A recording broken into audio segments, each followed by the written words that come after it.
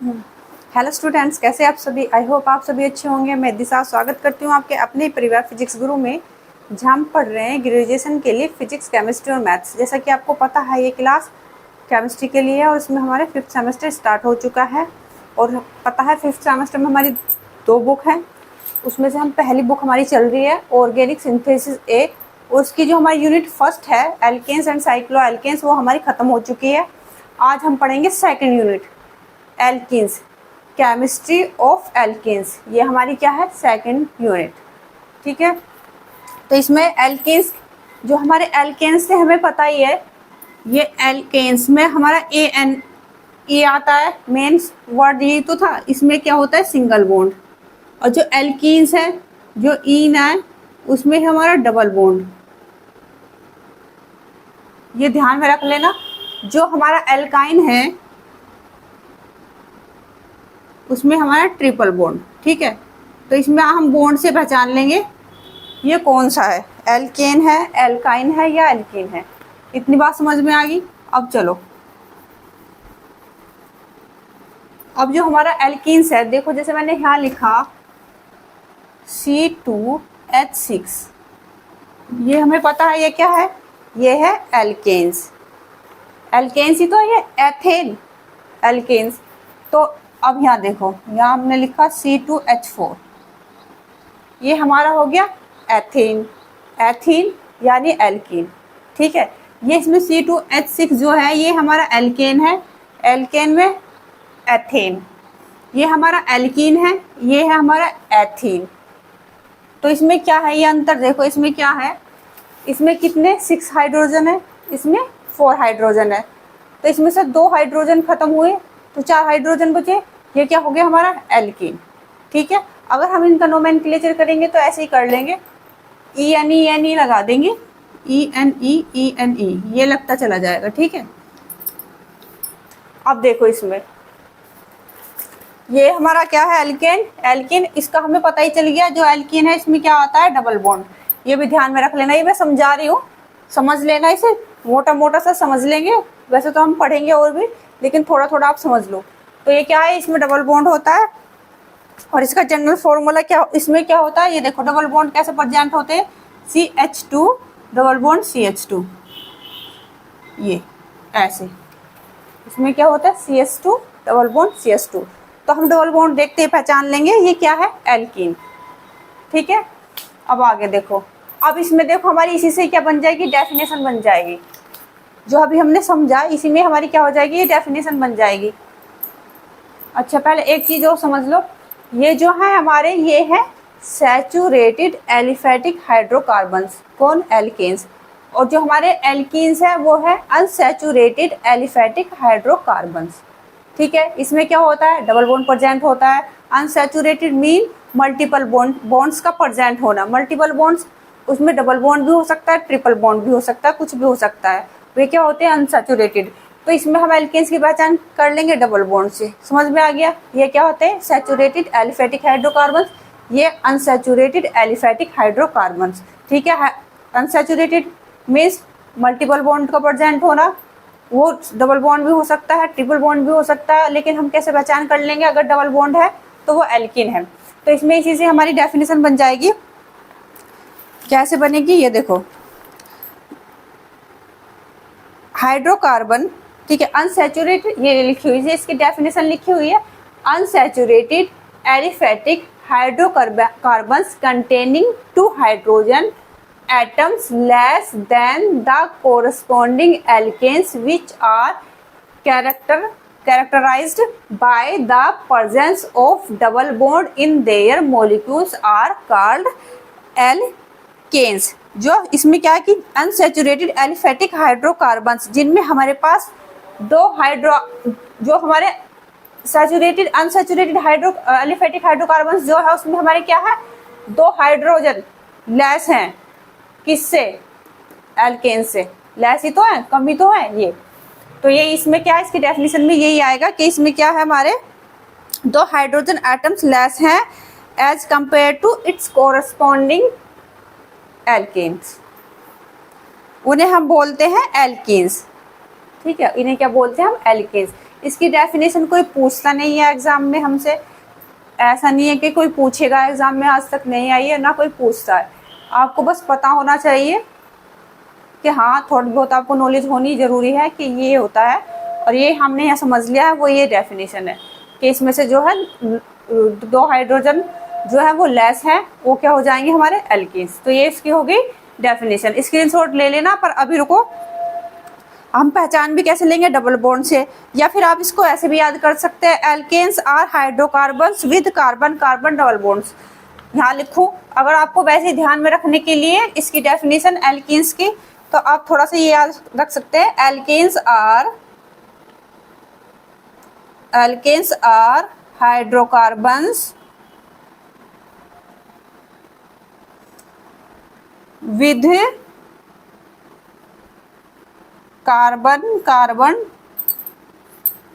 Carbon carbon double bond. कोई नहीं पूछता, बस आपको पता होना चाहिए। ये रहा, अगर इतना सारा ये याद नहीं होता या ध्यान में नहीं रहता तो हम इतना ही ध्यान में रख लेंगे, alkenes are hydrocarbons with carbon carbon double bonds. अब ये नोट में एक बात लिखिए, ये देखो क्या है, alkenes are sometimes called olefins. ठीक है, क्या ये सब कभी कभी क्या कहलाते हैं ओलेफिन्स। ओलेफिन्स क्या है, ओल्फेंट से लिया गया है, किससे लिया गया है, ओलिफेंट से लिया गया है, जिसका मीन है ऑयल फॉर्मिंग गैस। ठीक है, समझ गया, ये ध्यान में रखना।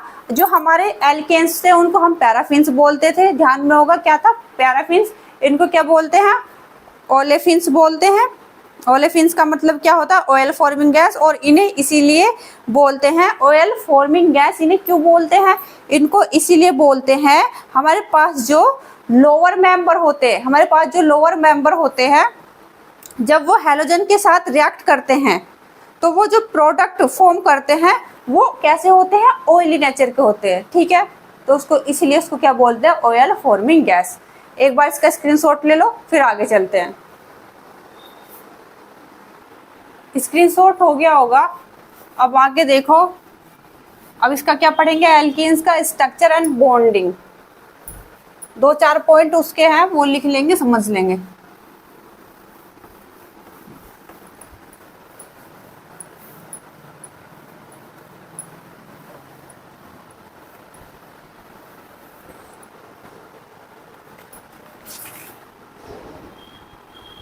Structure and bonding in alkenes चल रहा है, एल्कीन्स की बात चल रही है, एल्कीन्स। ठीक है, तो इसमें हम पहला पॉइंट लिख लेते हैं, एल्कीन्स आर, जो कि हमें पता है, समझ लिया ये हमने, alkenes are unsaturated aliphatic hydrocarbons. Unsaturated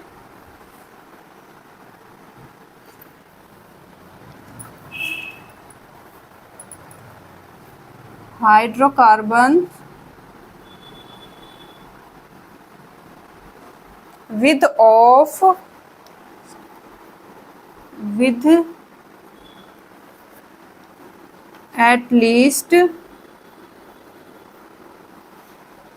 with at least one double bond and double bond. इसका जो जनरल फॉर्मूला है यहाँ लिख देती हूँ, एंड जनरल फॉर्मूला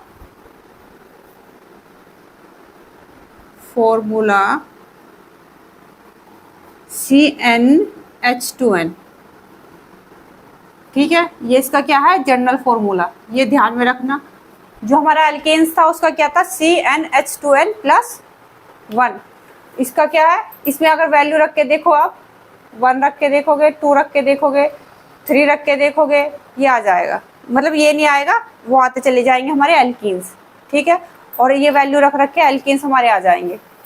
चाहे रख के देख लो, 2 रखोगे तो क्या आएगा, CN, N की जगह 2 रखोगे तो 2 ही आ जाएगा, N इजकल टू 2 रखोगे तो C2H, 2 मल्टीप्लाई 2 तो H4, ये आ गया। सही आया ना? ऐसे आएंगे, ऐसे निकल जाएंगे ये हमारे।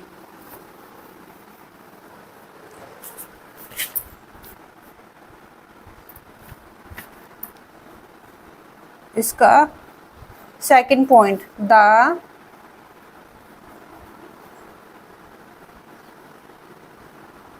Hybridisation of double bonded carbon atom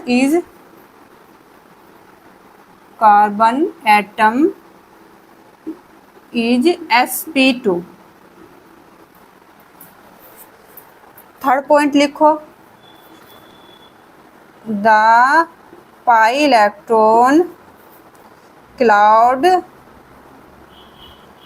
is present above and below the plane of sigma bonded skeleton। समझेंगे हम, ये पॉइंट पहले लिख लें। अब next, in ethene C carbon carbon double bond length is 1.34 angstrom. Its bond energy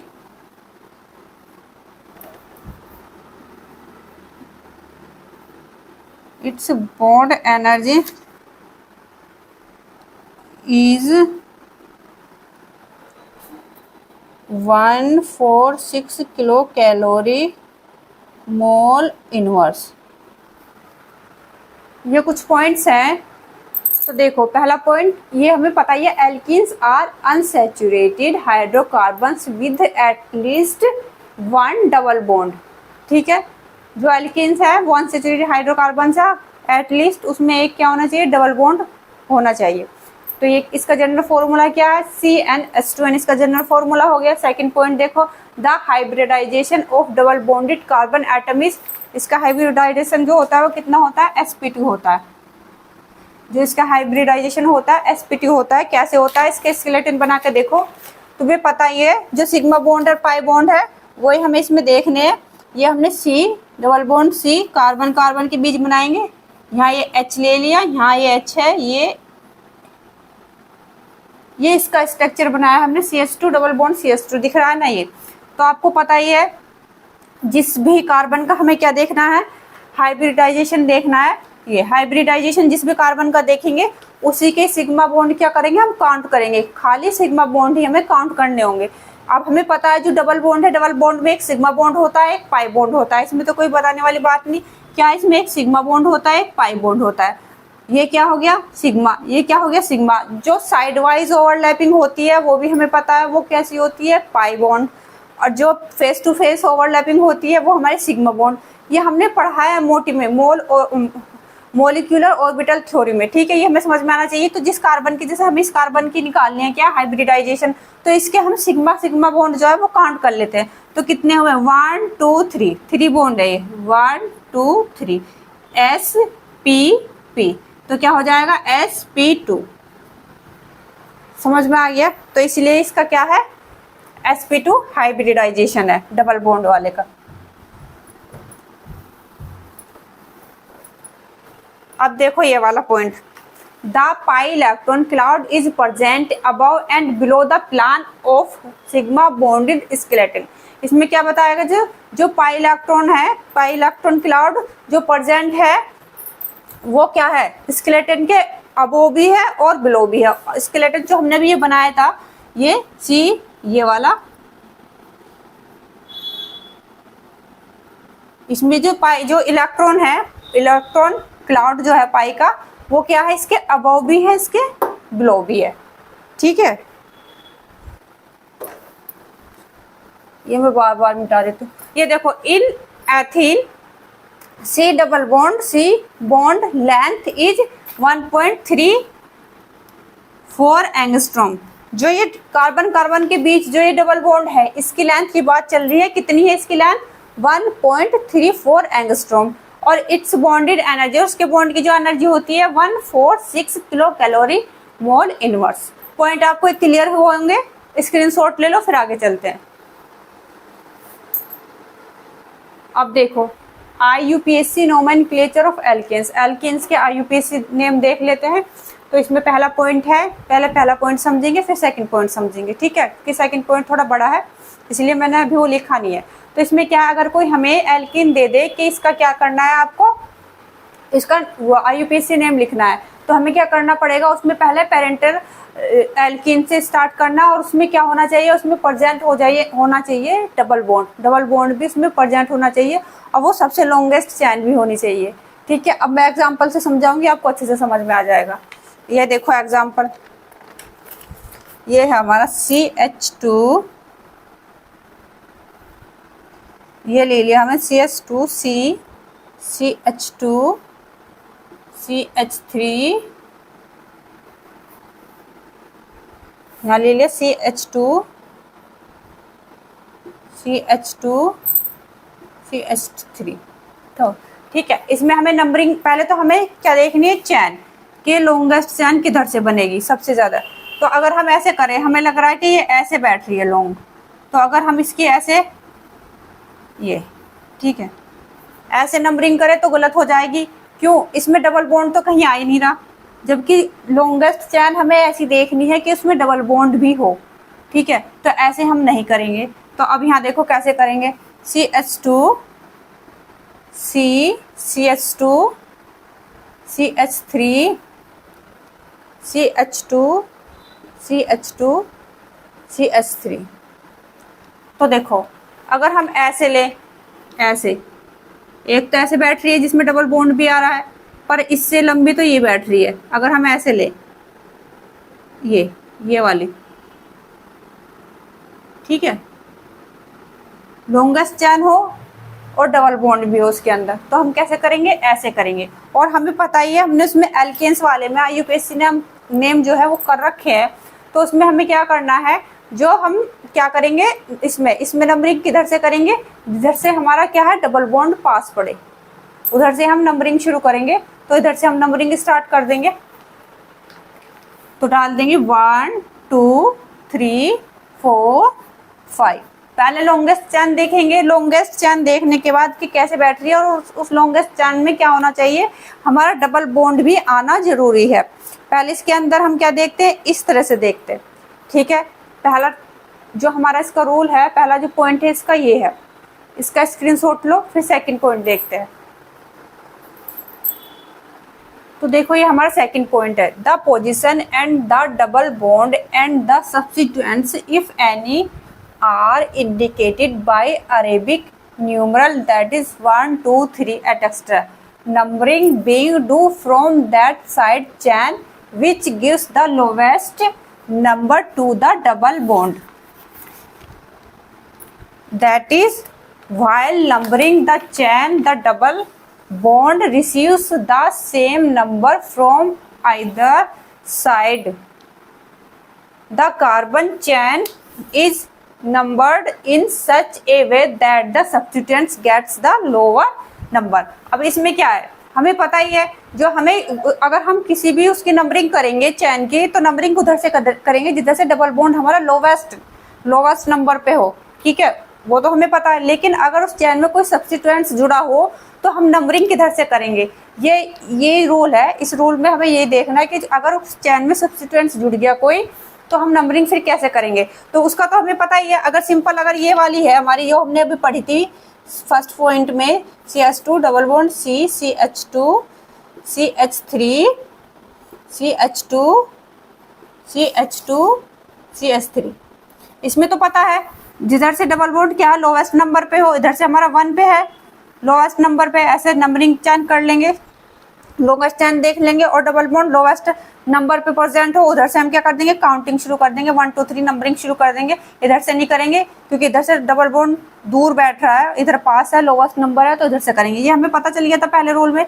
अब इसमें देखो, इसमें क्या बताया गया, अगर ये है CH3 C double bond CH3, अब इससे ये कोई सब्स्टिट्यूएंट्स जुड़ गया यहाँ, ठीक है, ये वाला यहाँ जुड़ गया और ये डबल बॉन्ड यहाँ है।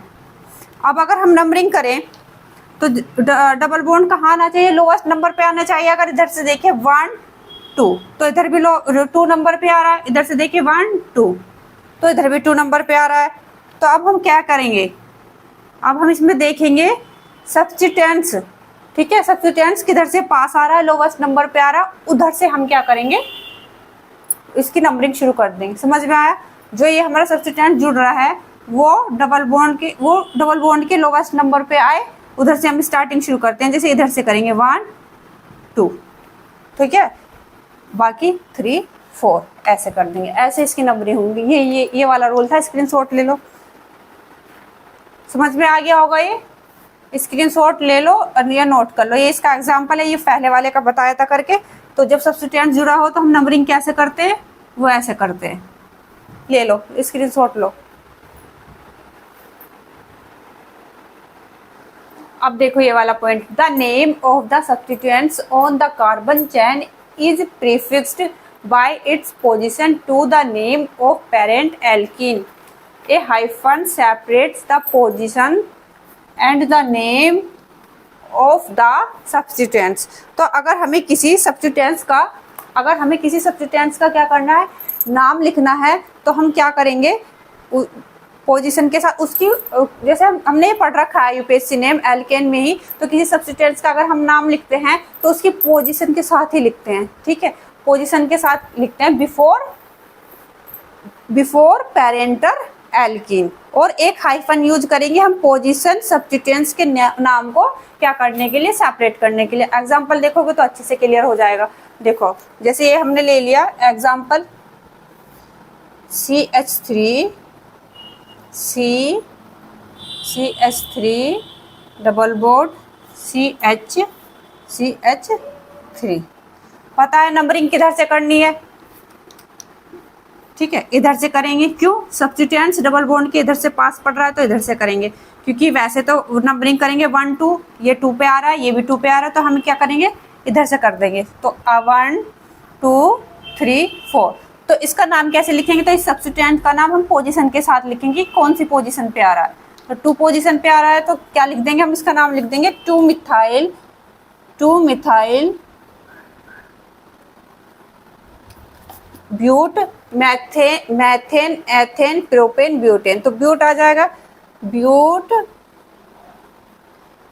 2 इन, ठीक है, ऐसे क्या लिखेंगे हम, इसका नाम लिखेंगे। स्क्रीनशॉट ले लो।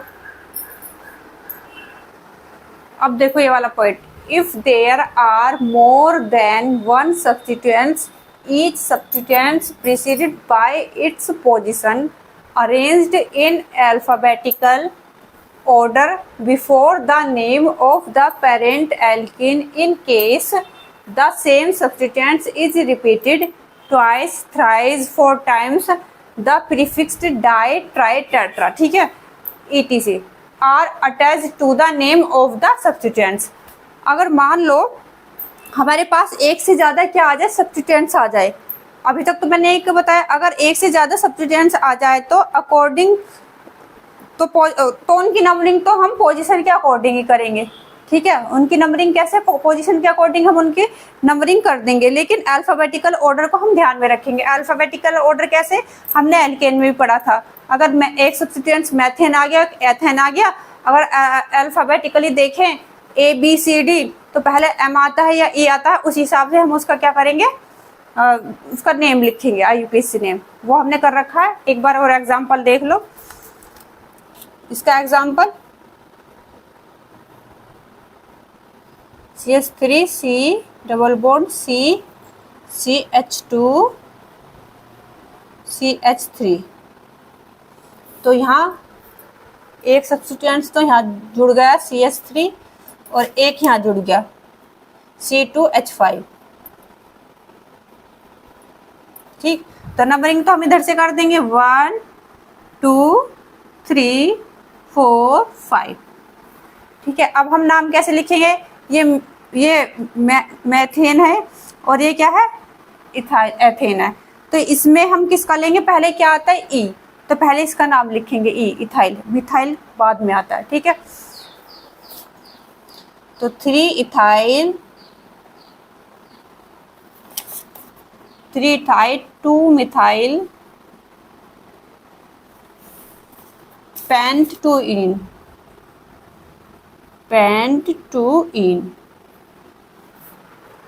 ठीक है, ये इसका IUPAC नेम ऐसे हो जाएगा। इसका स्क्रीनशॉट ले लो। अब देखो ये हो गया ना, इसका एग्जाम्पल स्क्रीनशॉट तो हो गया होगा। एक और देखो, यहाँ स्क्रीनशॉट हो गया होगा इसका, इसी वाले पॉइंट में आएगा वो भी। तो इसमें अगर हम जैसे ये देखो CH3 CH3 CH3 CH3। अब देखो सेम सब्स्टिट्यूएंट्स जो है वो जुड़ रहे हैं।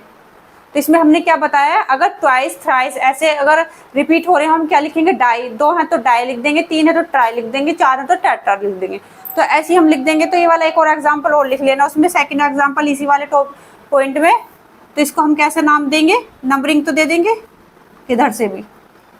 तो इसमें देखो क्या आ जाएगा, ये 2 पे आ रहा है तो 2, ये 3 पे आ रहा है तो 3, तो 2 3, 2 है तो डाई। ये हमने कर रखा है, ऐसा नहीं है उसमें एल्केन वाले में। 2 3 डाई मिथाइल ब्यूट 2इन। ये इसका नाम हम ऐसे कर देंगे। ठीक है, इसका भी स्क्रीनशॉट ले लो।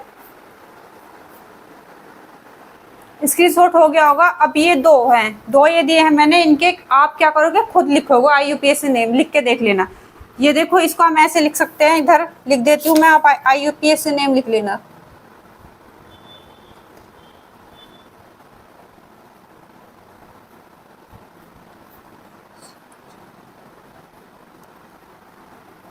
ये ठीक है, आप तो लिख लोगे ऐसे। इनका क्या करोगे? आप IUPAC नेम लिखोगे। तो हमारा आपको पता है यूनिट सेकंड स्टार्ट हो चुकी है। 2 हमारी बुक है, तो हम सोच रहे हैं पहले पहली बुक की शुरू की 3 यूनिट कर लेते हैं, फिर सेकंड बुक की शुरू की क्या कर लेते हैं? 3 यूनिट कर लेते हैं। शुरू की 3 यूनिट करने के बाद फिर चलेंगे इसकी, फिर फर्स्ट बुक पे आ जाएंगे, फिर इसकी 2 यूनिट करेंगे, फिर उसकी, ऐसे करके हम क्या करेंगे? दोनों बुक कवर करेंगे। ठीक है, आई होप आपको आज का टॉपिक क्लियर हुआ होगा। आज के लिए इतना ही, थैंक यू।